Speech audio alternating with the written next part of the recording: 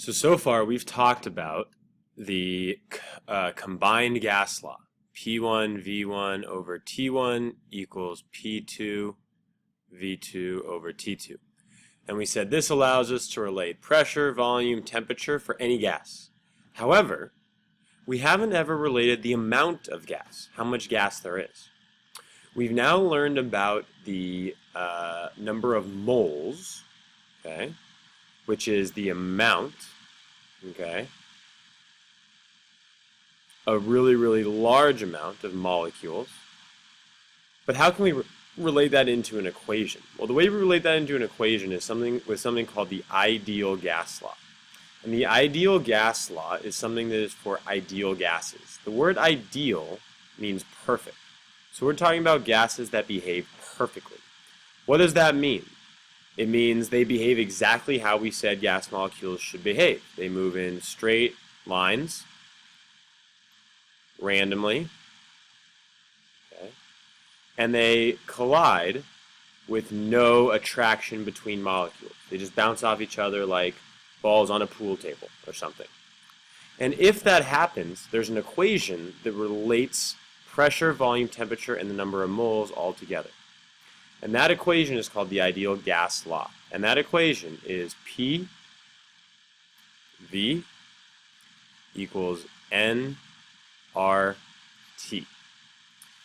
P is pressure, which has units of ATM, has to be an ATM when you use this equation. V is for volume, which has to have units of liters. T is for temperature, which has to have units of Kelvin. And the two last variables here, N, is the number of moles, basically the amount of gas, okay, how many moles there are. And R, last but not least, okay, R is what's called the ideal gas constant. It's a number. It's something that never changes. And that number is 0.08206. 0.08206. And our lab this week will prove that that number exists and why it has to be that number. But for now, you have to know that number, and you always plug this number in for R when you're using this equation. Always, always, always, always. So let's walk through how to do a few problems. A bottle filled with an ideal gas has a volume of 2 liters at 400 Kelvin and 2 ATM. How many moles are in the bottle? So as always, let's annotate. First, I see the word ideal. That should be an indication that I need to use the ideal gas law, PV equals nRT. You also don't have to have this memorized. It's on the back of the periodic table. What else are we given? Liters, okay, that's my volume, I know. Kelvin, that's my temperature. And ATM, that's my pressure. So let me go ahead and plug in all the numbers that I have. So my pressure is 2. So I'm going to plug in 2 for pressure. My volume is 2 liters. So I'm going to plug in 2 for volume. Number of moles is what I'm asked for. That's N. So I'm going to leave this as N. R, it's not given in the problem, but remember it's a constant. It's a number that we always use. 0.08206. Always. And then T, the temperature, is 400 Kelvin. Boom. Once I've set that up, all I have to do now is solve for N. So 2 times 2 is 4, is equal to N times 0.08206 times 400, which is 32.8. Divide by 32.8 on both sides.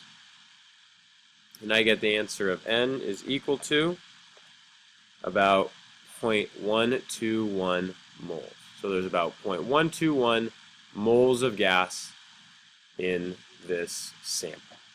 Okay? I'm going to walk through how to do 2 more problems. The exact same idea. We're just plugging in the variables that were given and solving for the unknown. Number 2 says 20 moles, now annotate as we go, 20 moles of hydrogen gas. An ideal gas, okay, ideal gas law, occupy 4 liters at 250 Kelvin. What is the pressure? Okay, so again, I'm going to use that ideal gas law because it says ideal gas right there. Boom, boom, boom, boom, boom. Moles, that's my N. Liters is volume. K is temperature. P is my pressure. So let's go ahead and substitute what I have. My pressure, I don't know. I'm going to leave that as P. My volume is 4 liters in the problem. Number of moles, I have 20 moles. R is the constant, 0.08206. And T is the temperature of 250. So let's go ahead and solve for this. So P times 4, let's multiply everything on the right. 20 times 0.08206 times 250 gives me about 410.3. Divide by 4 on both sides. So I get the final pressure is going to be equal to about 102.6. Units for pressure have to be ATM. Cool. Third one. A scuba tank filled with 4 moles of an ideal gas at 1520 mmHg. Ooh, that's pressure when the temperature of the gas is 77 Celsius. What is the volume? Okay, so things are looking pretty similar here. I'll have the ideal gas law. But now there's a few wrinkles. I see that the pressure is given in 1520 mmHg. It has to be in ATM. So I got to convert this. 1520 mmHg, I got to convert to ATM. Remember, I don't put anything in the denominator when I'm doing the train tracks.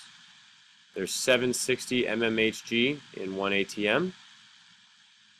So I'm going to be left with 1520 times 1 over 760.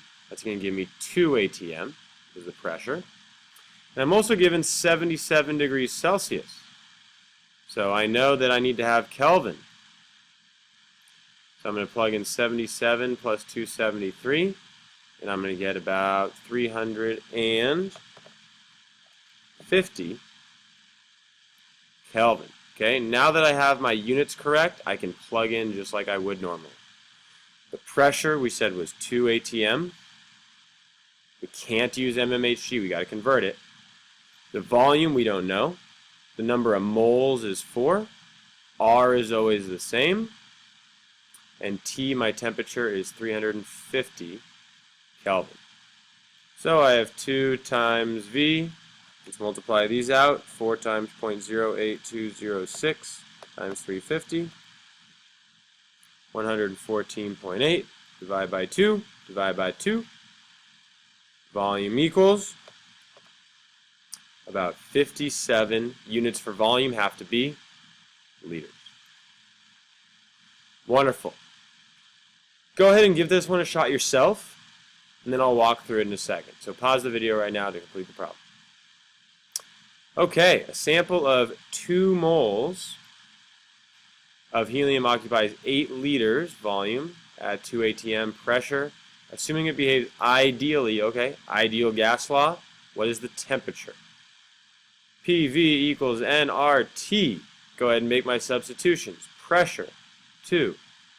Volume, 8. Equals moles, 2. R, 0.08206, always. And T is T. So I have 16 equals 2 times 0.08206. 0.164. Divide by 0.164 on both sides. Now I should get a final answer. The temperature is about 97.5. The units for temperature have to be in Kelvin. Wonderful. So what you need to be able to do is use this ideal gas law and solve for any variable, and make sure you do your conversions correctly to use the right units. Wonderful.